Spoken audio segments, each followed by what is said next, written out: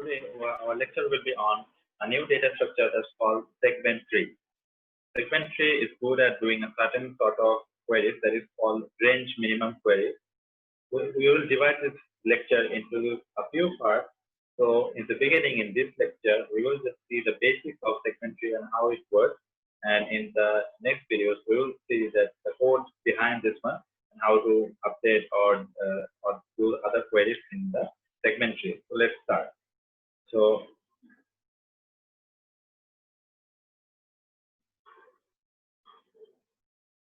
here, so to begin with segment trees, let's assume a scenario. First of all, let's say you are given an array with 10 to the power 5 elements. That is, you have a lot of elements, that's 10,000 elements in your array. Now, you have to make a lot of queries in your program. Let's say the number of queries is similar to the number of elements, that is 10 to the power 5. And the queries are something like you have to do the queries within a range. So a range is given. Let's say the range is given from index number I to index number j. And the question is, you have to find out the sum of all the numbers starting from index number I to index number j. Or the query can also do something like, within this range, what is the maximum value? Or within this range, what is the minimum value? So these sort of queries we are talking about. Now, let's say we have an example, that is, we have 10,000 elements in our array, and from index number 7 to index number 91, what is the sum of all the numbers in between this range? So today we are talking about queries like this. Now, so let's discuss our easy solution. So first of all, the easiest solution is we can use a simple approach, that is, we can start from index number 7 and just run a loop till index number 91 and add all the numbers. Very simple, right? So it should start from index number I and run a loop, and it should add all the integers in between from I to j. So this solution is very simple, but the problem is it's linear solution, and the problem will be it's good for only one query, but when the number of queries is something so big, something like 10 to the power 5 or more, the problem will be it will result into a n-square solution. So why n-square? Because in the worst case, for each of the queries, that is, for each of the 10 to the power queries, you need to run the loop 10 to the power 5 times. So in the worst case, I might need to work from the beginning till the end for each of the queries. So it will be 10 to the power 5 times 10 to the power 5. That is, it will result into an n-square solution. So we have already discussed that n-square is not a good solution, or it will not work for big data sets. Okay, so when the number of elements is so large, so this n-square solution will be drastically bad. So let's discuss another solution. So our next solution will work with cumulative sum. Okay, so we already know what cumulative sum. So discuss that. So here for the array, we will just take the cumulative sum, and using the cumulative sum and some technique, we will find out the sum within a certain range. Okay, so for that, I will show a new screen.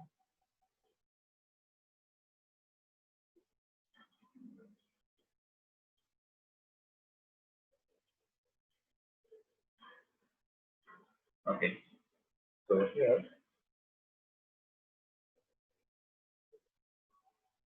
let's say our array has elements like 10, then 20, then 30, 40, 70. So these are the elements in my array. Now my problem will be, and the indexes are starting from 1. So I'm using 1 based indexing. So you can also use 0 based indexing. You will need to add up your code according to the indexing method that you use. Okay. Now, so this is an array, and these are the indexes. Now, my idea is I want to use the cumulative sum. I want to use cumulative sum for solving this one. So let's talk about the cumulative sum. So if you take the cumulative sum, if you have already know the idea, it will be something like the first element will be similar to the array, but later on, so the second element of the cumulative sum will be the summation of the first and the second element. So it will be 30, then the next element will be 30 plus 20%, so it will be 60, then 100, so then it's 150, then 210, in this way. So here, this is the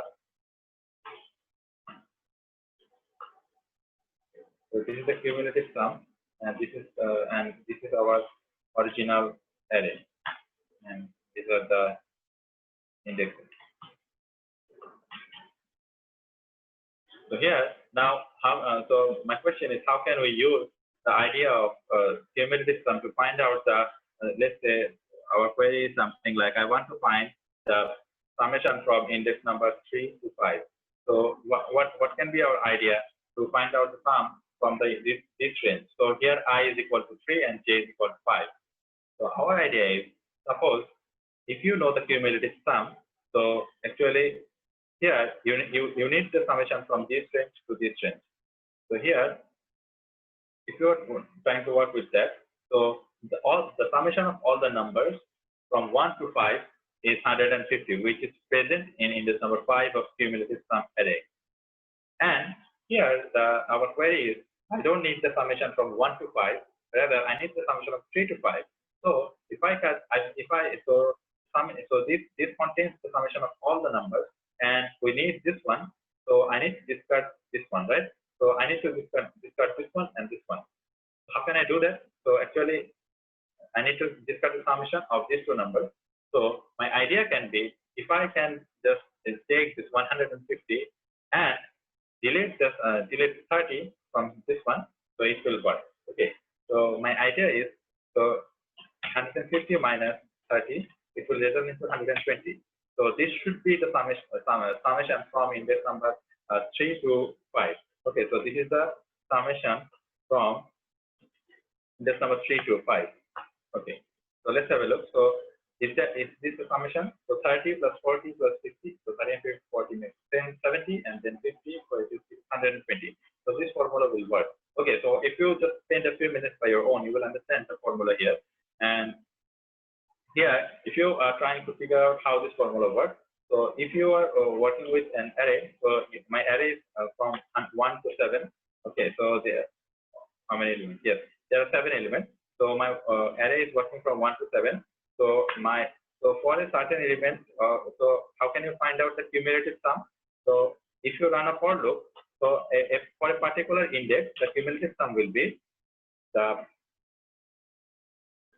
previous sum, that is cumulative sum of I minus 1 plus the highest element of the array. Okay, so this is the formula to find out the cumulative sum.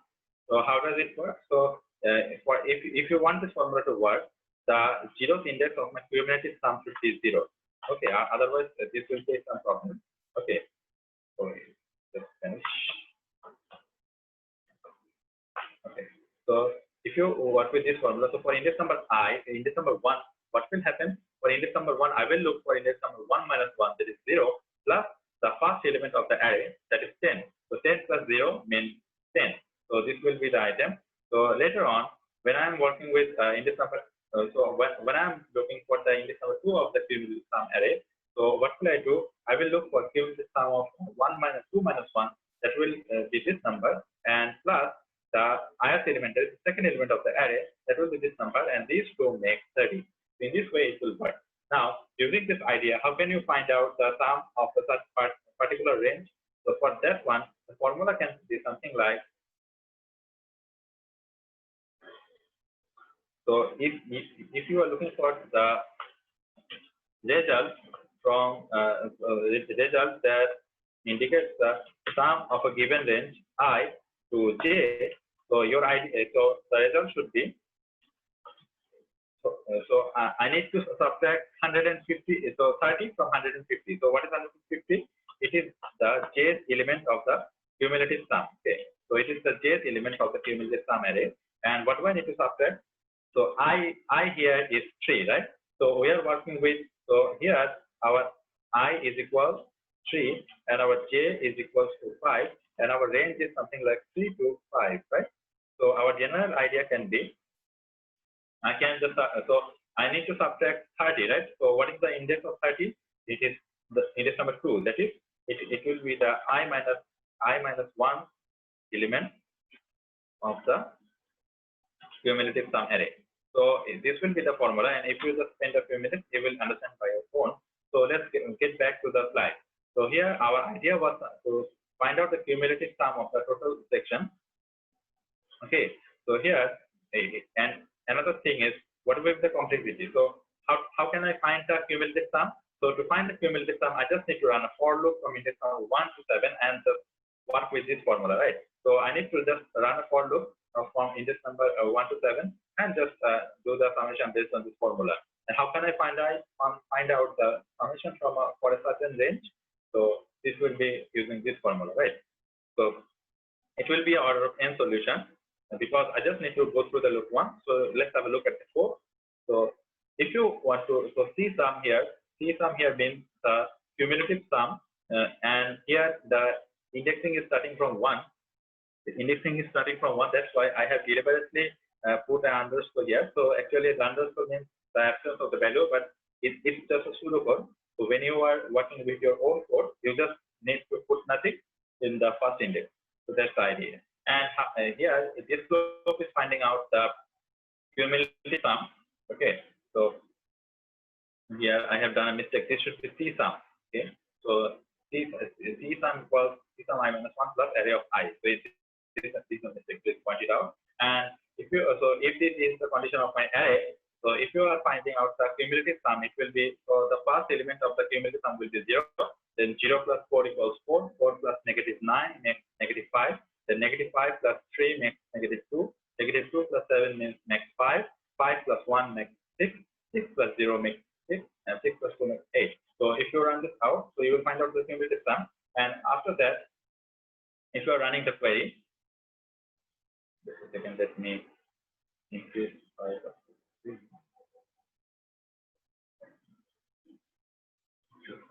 okay. So the whole slide is present now. And let's say your query is to find the sum from index number I to j. You can just, and if you already have the C sum array, that means the cumulative sum array, you can just subtract the index number j from index minus 1. And we have already discussed that how this formula works. So this is just the formula from this one. Okay. So I hope you understand. So, and what's the complexity for this one? Actually, to build the cumulative sum array, so this section will take order of n complexity, but to find the cumulative sum for a certain range, it will be a constant operation, and overall it will be an order of n solution. But the problem is, so this looks good, right? So it is better than the previous solution, that's order of n square. But here, if I could add some new clauses, something like my numbers will be updated. So some of the queries will be something like I need to update a certain range, or I need to update a certain value in my array. So let's say my new query is I want to change 3 and I want to put, let's say, 43 here. So if I want to put 43 here, the problem will be whenever I am inserting a new element or updating the value, I have to update my whole cumulative sum array, because if I change 3 to 43, what will happen? So the previous sums are not affected, but based on this number, the other numbers will be affected, right? So all these sums will be changed. So whenever a number is changed, I need to go through this loop again and again and change this sum. So it will be a bit hectic, and actually, if I introduce this update query, the overall complexity will break and it will increase drastically. Okay, but if your query is just like I need to find out the sum or maximum or minimum from a certain range, but I don't need the updating, then it can be solved in order of n time. But the problem is, if you're introducing the new query, something like I want to update a certain element and then I want to make the query, that is, I want to update a certain element and then I want to find the sum from a certain range, this idea will not work. Okay? So this will, in that case, it will not be an order of n solution. So here, if I introduce the updating, so it will not work and the complexity will increase. So actually, a segment tree comes for solving this problem. Okay, so to solve this sort of problem, that is, you want to make some updates after certain time, and then based on that update, you again need to make the query, or you don't need. So actually, the update can be present or not present, but our segment tree will give you an efficient solution for those sort of queries. Okay, so let's dive into segment tree. So segment tree helps us to solve a special type of query. That query is called range minimum query, or RMQ. Okay, so the short form is RMQ. So let's say this is our array, and remember that the indexing is starting from 1. So in index number 1 I have 4, and index number 7 we have 2. Okay, so we have 7 elements here. So and let's say the segment tree will do some queries from index number I to j. And what will our query look like? So my query can be something like, between the range I to j, what is the maximum value?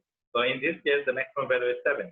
So I can segment tree helps us to do this sort of thing. Also, maybe I can also ask that what is from index number I to index number j, what is the minimum value? So in that case, the result will be -9. And also, the question can also be something like, what is the summation of all the values between this range? So in that case, I can add all the values and find out the result. So it will be 2, right? Yes, it will be 2. Now, and so here, the segment tree helps us to do all these things in order of log n time. Okay, so here, segment tree is very good at doing, especially this sort of queries. And also, segment tree can also handle some queries like, if I want to update a certain value, if I want to update a certain, so my question is something like, from index number 2 to 6, I want to update a certain value. That is, I want to update this tree and make 43 here. So segment tree can do this sort of queries in order of log n time. Previously, what happened, if I wanted to introduce this sort of update queries, I need to go through the cumulative sum array again and again, and it would be resulting into a order of n problem, order of n complexity. But here, segment tree is efficiently can handle that one, and it will be done in order of log n time. And also, if I want to update let's say from I to j, in my previous point, I said that I want to update a certain value. That is, I want to update 3 to 43. Okay, I want to update 3 and put 43 in that place. Also, the query can be something like, I want to make update and I want to change 3 and put 43 there, and I want to change 7 and I want to put 99 there. So if I want to, that is from index number I to j, that is index number 2 to 5, I want to change the index number 3 to 4. Okay, so I want to change a certain range within a range. So that is a bit complex query, but still, those sort of things can be handled efficiently using segment tree. And in that case, I need a technique called lazy propagation. We'll talk about it later on. So how does segment tree look like? Actually, so if you already know heap, you know that although heap looks like a tree, but actually heap is not handled using a tree. Rather, we can easily store it using an array. So I can call heap as a conceptual tree, and segment tree can also be visualized as a conceptual tree. Conceptual tree means the tree will be stored in an array. Actually, it will be stored in an array, but you can visualize it as a conceptual tree. And when can we organize the things in a conceptual tree? One of the way is actually if the tree is a binary tree. So if the tree is a binary tree, that means each of the nodes other than the leaves will have 2 children. In that case, it can be stored in an array, and we can visualize the array as a tree. Okay. So actually here, so the idea is, so if we see a picture, it will be clear. So before that, just go into the series. So individual values, so the values of the array. So whatever values in the array will be in. So here our array was something like 4, 9. So these values are my original array, and based on these values, we will make a new tree that will be stored in an array. So again, repeating again. So this is my original array, and based on these numbers, I will try to make a new tree that is called the segment tree, but that will be a conceptual tree, and that tree will be stored using a new array. Okay. So in that array, the leaf nodes will be the values from my original array, and the intermediate nodes will be the result of the query. Okay, so I think we need to see a picture, but before that, okay, so moving on to our picture, then figure, and then we'll come back to this one.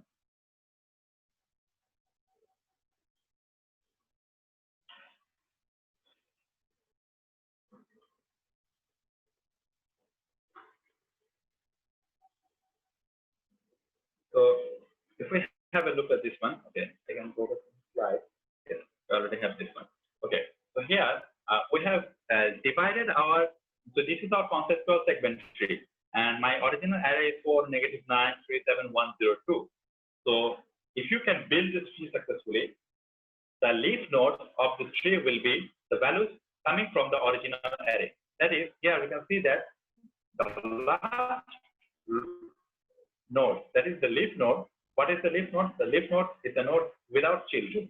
So here you can notice the leaf nodes, and the leaf nodes are the values coming from the original array. And the intermediate nodes will be the result of a range minimum query between the left and right subtree. Now, let's say I want to find out the sum of a certain range. Before that, I need to build up the segment tree. And how can I build the segment tree? So if my segment tree is working with summation, intermediate nodes, that is the nodes that are not the leaf nodes, okay, so all the intermediate nodes will have the result of summation of their left and right subtree. So I think I need to elaborate it a little bit. Here, we have already noticed the leaf node. So here, if you can divide your array, how can you divide your array? So let's say this is my original array. So I have made a partition in the middle. So my array is divided into two parts. Again, so in each of the parts, I have made a division. So here, so in this part is divided into two sections, and again, they are divided into two sections. So in this way, we can make the division. Actually, we will see the code of our division in the next video. But before that, actually, we can just divide this array and we can visualize it like this. So just have a look at the leaf nodes of this tree. So this is not a segment tree. This is just a figure that helps us to visualize how can we divide the array into certain leaf nodes. So here you can see that all the individual items of my array will work as a leaf node of the segment tree. And what will happen? The result of so we are working with summation. Okay. So in this case, so my question will be something like I need to find out summation from a certain range. So let's say my question is I need to find out the summation from index number 3 to index number 7. So those sort of queries can be answered using segment tree. But before doing that, you need to build the segment tree in the beginning. So to build that one, so first of all, you need to divide the array into leaf nodes. So we have already seen that how can we divide the array into leaf nodes, and where the leaf nodes are available, so the intermediate nodes will be produced using the leaf nodes first in the beginning. So 4 and -9. What is the summation between these two numbers? It is -5. 3 plus 7 is 10. 1 plus 0 is 1, and 2 plus there is nothing, so it will not participate into in this layer. Next, -5 plus 10 is 5. 1 plus, as there is nothing, so 2 will come here. So 1 plus 2 is 3, and 5 plus 3 is 8. Okay, so here what is happening? 8 is actually holding the summation of the whole array. 5 is holding the summation of this segment. So the segment word is coming. Okay, 10 is storing the summation from this segment. So if I tell you that, I'm saying that 8 is the summation of all the values. If that's the case, so 4 plus -9 makes -5, plus 3 is -2, -2 plus 7 is 5, 5 plus 1 is 6, 6 plus 0 is 6, 6 plus 2 is 8. So we can see that the summation of the total array is 8. So we have visualized that one. So 8 actually is the summation of the whole array. Rather, we can also say that 8 is the summation from range 1 to 7. 5 is the summation from range 1 to 4. Is that the case? So from 4 plus -9 makes 5, and -5 plus 3 is -2 plus 7 is 5. So we can see that summation from the indices 1 to 4 is 5. So if that sort of query comes, we can already see that is readily present in my tree. So here again, so this node actually, what does it represent? So this represents summation from indexes 1 to 2, right? So this one, so this node, this stores the summation from indexes 5, 6. This one holds the summation of the indexes index 5 to 7. So here we can conclude by saying that all the leaf nodes are the values that are coming from the original array. But the intermediate nodes are the result of a range minimum query in the left or right subtree. For example, for 8, so 8 is the result of the summation query for its left children and right children. So the left children is 5 and the right children is 3. So 5 plus 3 is 8. For this node, what is its left child? 4. What is the right child? -9. And what is our query? Query is to the sum of the numbers. So what will be the value of this position? The value will be the result of the RMQ in my left and right subtree. So here my left subtree is 5, and so left subtree means 4, and this one is 9. So the summation will be this one. For 5, my summation will be the result of the RMQ in my left subtree and my right subtree. So the result of the summation query in the left subtree is already present in this node, so I don't need to go further. So this is -5 and this is +10. So adding these two numbers, I get the number as 5. So in this way, the array the whole tree can be built up. So just to summarize, the index is starting from one end, summation of a particular segment. Actually, if you want summation, so if you want the value at this node, actually what do you really want? You want the summation from the number 1 to 4. Again, I'm saying that each of the intermediate nodes represents a segment. That's why it's called the segment tree. 8 actually represents the segment or the range from 1 to 7. 5 actually represents the segment 1 to 4. -5 represents the segment from 1 to 2. This one represents the segment from 5 to 7. That's why it's holding the query, holding the result of the query from this index to this one, that is 1 plus 0 plus 2 is 3. Okay, so sum of a segment actually means I need to find out the summation of the left subtree and my right subtree. So for this node, if you want to sum, what is the sum of the left subtree? That is 5. What is the sum of the right subtree? That is 3. So the result will be 8. Moving on.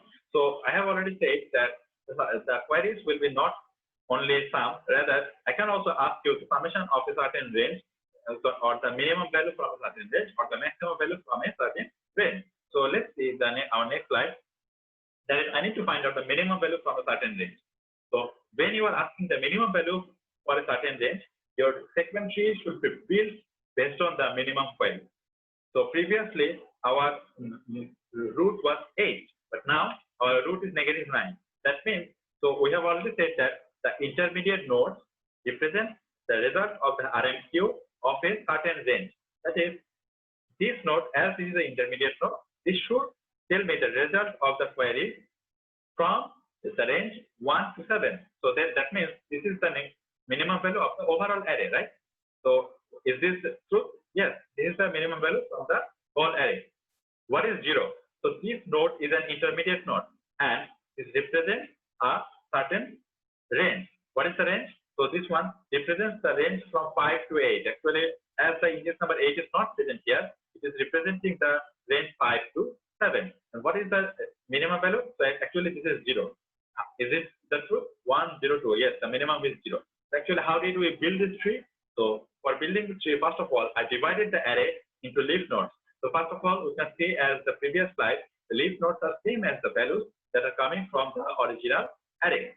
So, and all the intermediate nodes, that is, so all the nodes other than the leaf, is the result of the query. So 4 and -9. What is previously we were trying to find out the summation, but here we are trying to find out the minimum value as this is the minimum query.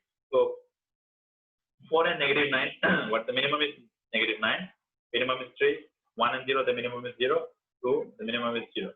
So from these two nodes, the minimum value is -9.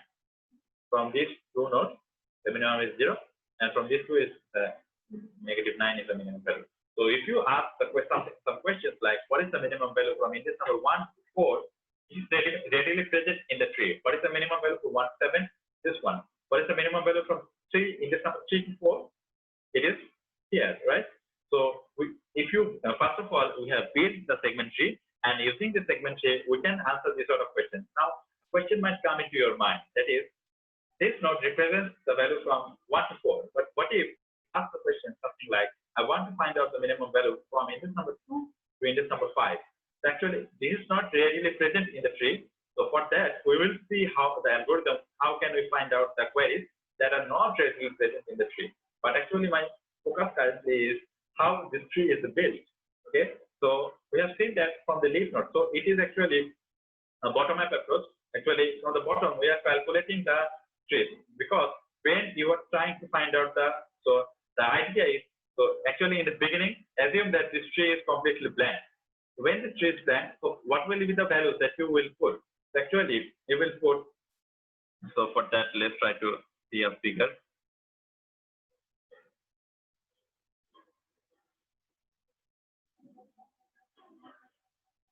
So in the beginning, there will be nothing, right? So let's assume that there is nothing in this array. So what will happen? So in the beginning, it will put these values.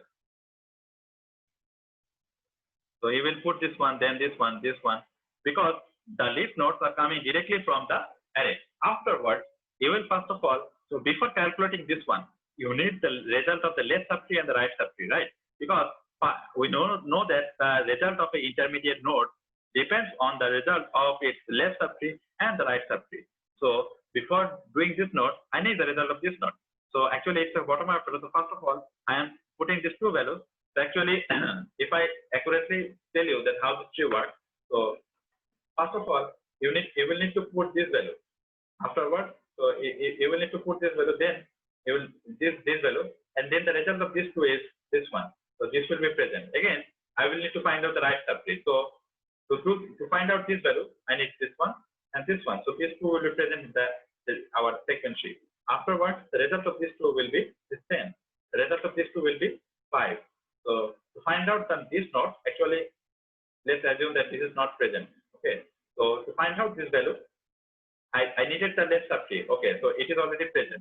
So I'm doing the summation query here.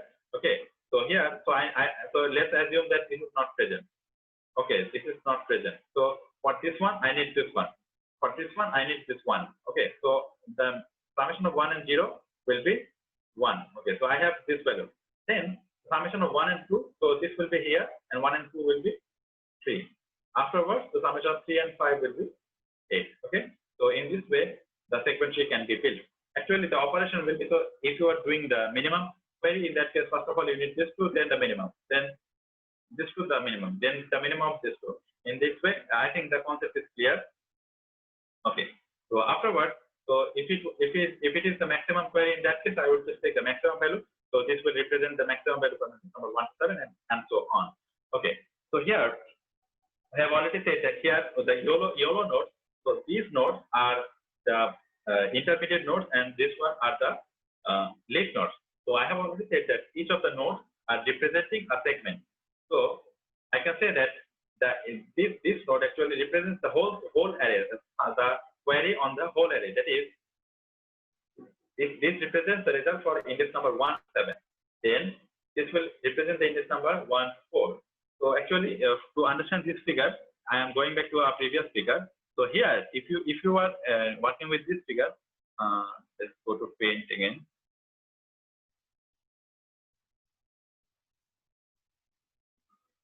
So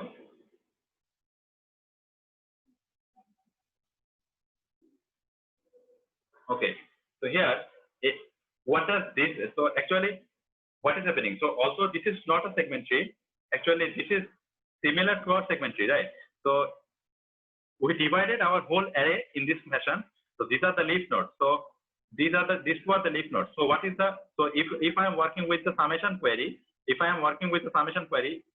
the result 5 will be here. If I am working with the summation query, so actually this will be a single node. Okay. So actually this same thing is representing using the segment tree, right? So the result will be here 1. So the 2. Then what will happen? So what will be the result? So this will be -5. Okay. So the result will be -5 plus. So this will be -5. I'm getting confused. Simple method. Yes. So 5 plus 10 is 5, right? Yes. Very easy. Okay. And this will be something like 3, right? And 5 plus 3 is actually this whole thing is represented using 8. So this is the overall idea, right? So if you understand this, so actually we divided the whole array in this fashion, and actually each of the division is representing a node in the segment. So here, if I just write it down, okay. Actually, what is this one representing? This one is representing all the values from 1 to 7, right? So as we said here, so this one, this node is actually representing the summation of all the values from 1 to 7. If I move on, so this 5 will represent all the values from 1 to 4. So this 5 is representing the result of the RMQ on the nodes 1 to 4. This 3 is actually the result from 1. So this 3 is actually the result from 5 to 7. Again, this one will be the result from index number what? Index number 1 to 2, right? I'm running out of space here. Yes. So I think the idea is clear, right? So let's use a different color.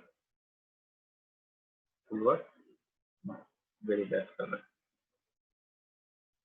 Green was better. Okay. So if you understand the idea, again, this one will be finding out the result from 3 to 4, right?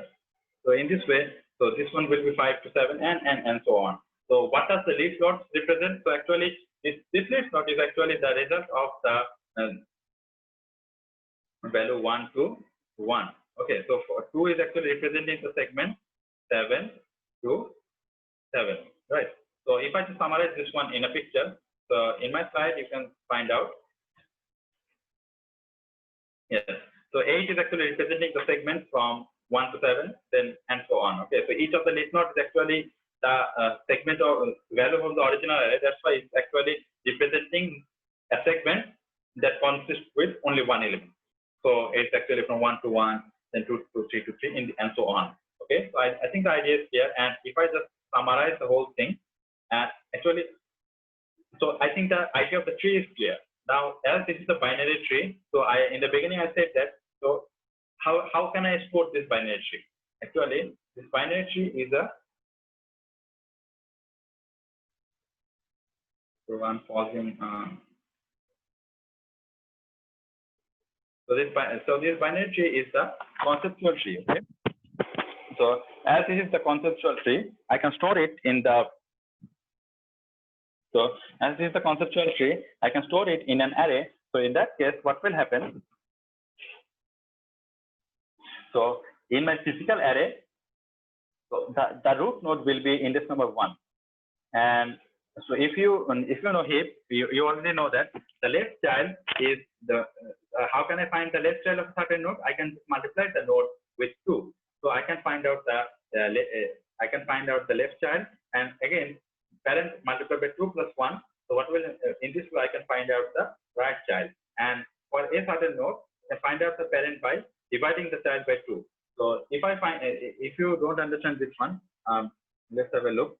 So here, index number 1. So if I store this node in index number 1 of my segment tree array. Okay, so now I'm not talking about my original array, rather I'm talking about my segment tree array.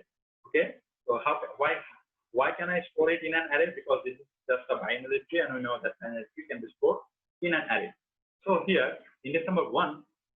So what can be the left child of index number 1? That is 1 multiplied by 2, that is 2, and 1 multiplied by 2 plus 1, that will be 3. So here in my physical array, what will happen? So if we are working with a physical array, so in the first location you can put 8. Afterwards, the left child of 8 will be 5. So this is the second location of my array. Then 3. Okay.